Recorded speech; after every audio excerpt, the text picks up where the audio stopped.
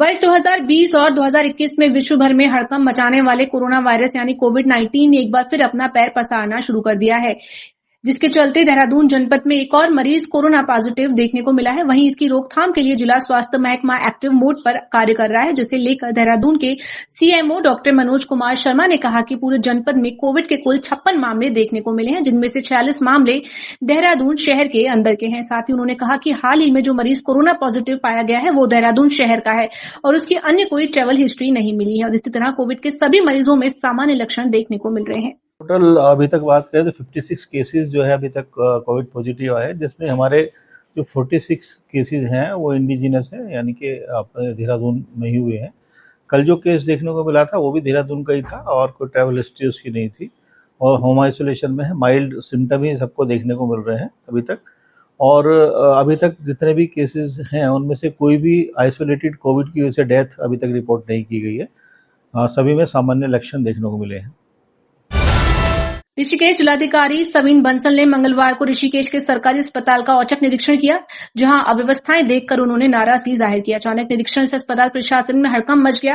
DM ने कार्यालय, सभी ward, pathology lab, medical store और एक्सरे रूम का बारीकी से जायजा लिया। उन्होंने मरीजों और उनके तीमारदारों से बातचीत कर व्यवस्थाओं का फीडबैक भी लिया। निरीक्षण के दौरान पैथोलॉजी लैब में पाई गई अव्यवस्थाओं पर उन्होंने विशेष नाराजगी जताई और जल्द सुधार के निर्देश दिए। जिलाधिकारी ने कहा कि पिछले निरीक्षण की तुलना में इस बार कुछ व्यवस्थाएं बेहतर मिली, लेकिन कई बिंदुओं पर अब भी सुधार की आवश्यकता है। कि जो हमारा यहाँ पर फर्स्ट इंस्पेक्शन था, जिसमें मेजर डेफिशिएंसीज, मेजर फॉल्ट्स यहाँ पर प्रकाश में आए थे, आज उस डे के कंपैरिजन में यहाँ पर इम्प्रूवमेंट्स हैं और जो डॉक्टर्स हैं, पैरामेडिक्स हैं, they have started working sincerely.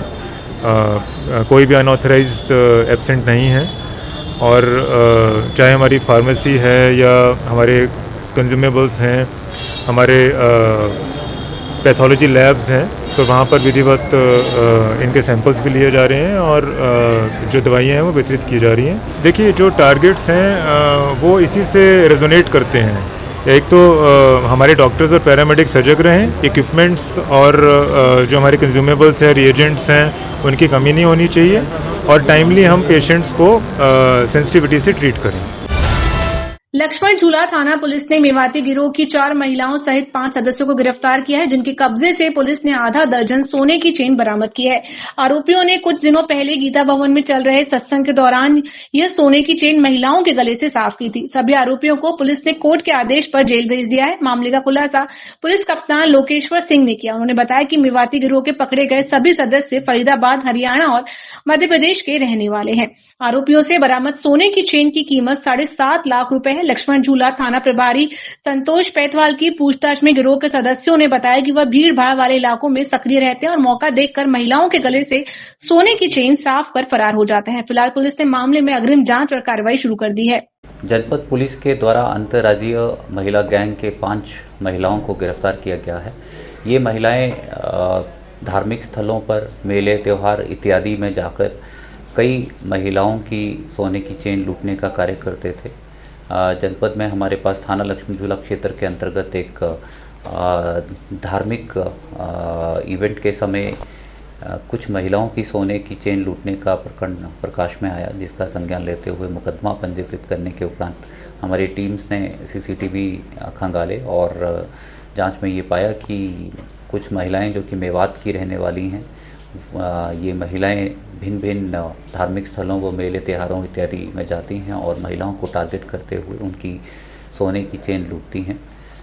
इसका संज्ञान लेते हुए हमारी टीम्स ने इस गैंग के 5 महिलाओं को गिरफ्तार किया गया है और साथ ही कुल 6 सोने की चेन को भी बरामद किया गया है। बुधवार को हुई राज्य कैबिनेट बैठक में कुल 3 प्रमुख प्रस्तावों पर मुहर लगी। बैठक की जानकारी देते हुए डीजी सूचना बंशीधर तिवारी ने बताया कि सहकारिता विभाग में उप निबंधक ऑडिट का नया पद सृजित किया गया है और इससे अब जिला और ब्लॉक स्तर पर ऑडिटिंग की व्यवस्था सुदृढ़ होगी। वहीं पर्यटन विभाग के तहत बद्रीनाथ धाम के मास्टर प्लान में नया बदलाव किया गया है, जिसके तहत ISBT की दीवारों पर बद्रीनाथ से जुड़े धार्मिक चित्रों की म्यूरल पेंटिंग की जाएगी। पशुपालन विभाग में अनुसूचित जाति वर्ग को दी जाने वाली डेयरी सब्सिडी योजना और गंगा राज योजना को आपस में मर्ज करने पर सहमति बनी है। हालांकि सब्सिडी के निर्धारण का प्रस्ताव अगली कैबिनेट बैठक में पेश किया जाएगा। इसके अलावा पशुधन प्रसार अधिकारी के 429 रिक्त पदों के लिए प्रशिक्षण अवधि 2 वर्ष से घटाकर 1 वर्ष कर दी गई है। जैसा कि आज माननीय मंत्रिमंडल में जो बिंदु निर्णय हो रहे हैं, मैं आपको बताऊंगा।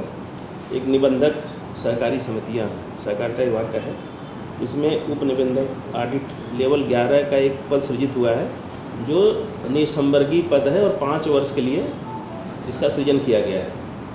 और ये सहकारिता विभाग में अभी तक ऑडिट नहीं होते थे, उसको लेकर के ऑडिट सेवा का एक व्यक्ति डेपुटेशन पे 5 साल के लिए विभाग में लिया जाएगा, जो सभी स्तर की, जो भी छोटे जिला स्तर की या ब्लॉक स्तर की जो भी सोसाइटीज़ हैं या राज्य स्तर की हैं, सभी का ये ऑडिट करेंगे। दूसरा पर्यटन विभाग का है। बद्रीनाथ धाम में जो वहाँ पर मास्टर प्लान का काम चल रहा है, उसमें ISBT walls mural art work किया जाना है, उस पर उसका एक प्रपोजल पर्यटन विभाग के द्वारा आज माननीय मंत्रिमंडल के समक्ष लाया गया था, जिस पे सहमति व्यक्त की गई है। इसका जो डिजाइन है वो अलग से हम आप लोगों को ये PDF बना के भेज देंगे।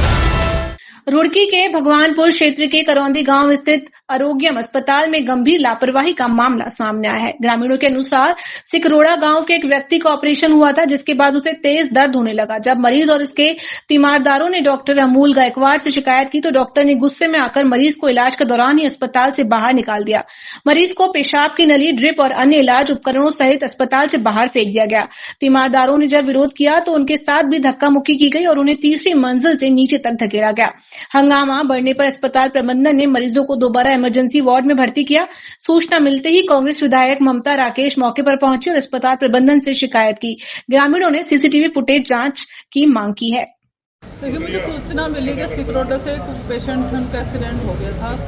कल ऑपरेशन हुआ उनका और सुबह डॉक्टर अमोल के द्वारा कोई मिसबिहेव उनके साथ किया गया। सूचना मिलने पर मैं यहाँ पहुँची और मैंने DM से बात की। DM ने घटना पर खेद व्यक्त किया, क्योंकि अभी डॉक्टर अमोल OT में है और वही नी सर्जरी वो कर रहे हैं। उन्होंने पूरा आश्वासन दिया कि निश्चित रूप से इसमें बात की जाएगी, डॉक्टर से इसमें संज्ञान लिया जाएगा, उनके विरुद्ध कार्रवाई की जाएगी। देखिए, आरोग्यम पेशेंट के लिए है और हम इस एरिया में, जैसे आप बोल रहे हैं कि हम अच्छा कर रहे हैं और हम हमेशा ही अच्छा करते हैं, अच्छा इलाज, अच्छी व्यवस्था, उसके हम हमेशा ही प्रयासरत हैं। और हम किसी भी आदमी के किसी भी रूप से कहीं भी परेशान होने देना नहीं चाहते।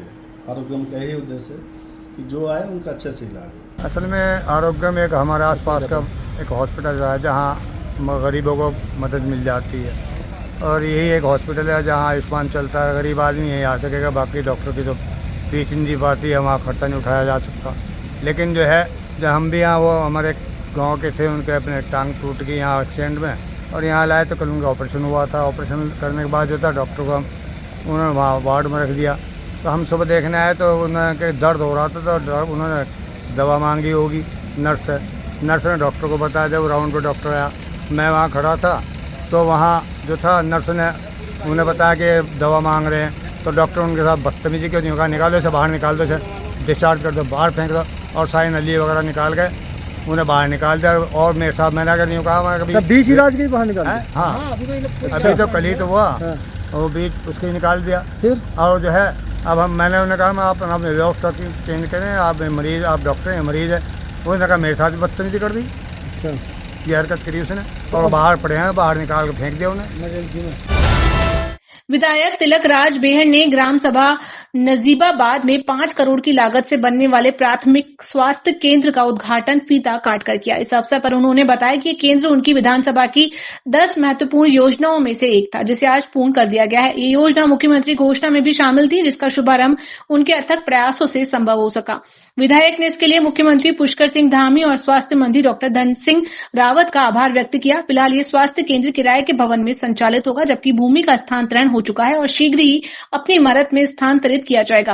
केंद्र के उच्चीकरण और आवश्यक पदों से सृजन की प्रक्रिया भी की जाएगी। इससे क्षेत्रवासियों को प्राथमिक स्वास्थ्य सुविधाएं स्थानीय स्तर पर उपलब्ध होंगी। लोगों की इच्छा दाएं बाएं जाना पड़ता था और कोई यहाँ पर उपचार की व्यवस्था नहीं है। जब मैं विधायक बना तभी से मेरे दिमाग में था ये काम करना चाहिए, और मैंने सरकार से, जो मुख्यमंत्री ने 10 काम हम लोगों से लिए थे, उसमें से एक काम मेरा स्वीकृत हुआ। मैंने पहले PSC का ज़मीन दिल कराई, पहले मैंने लिखा विभाग को, दोनों का पहले ज़मीन की व्यवस्था करिए, ज़मीन की रजिस्ट्री करा के दी, और उसके बाद प्राथमिक स्वास्थ्य केंद्र स्वीकृत हो गया यहाँ से आबादी के हिसाब से।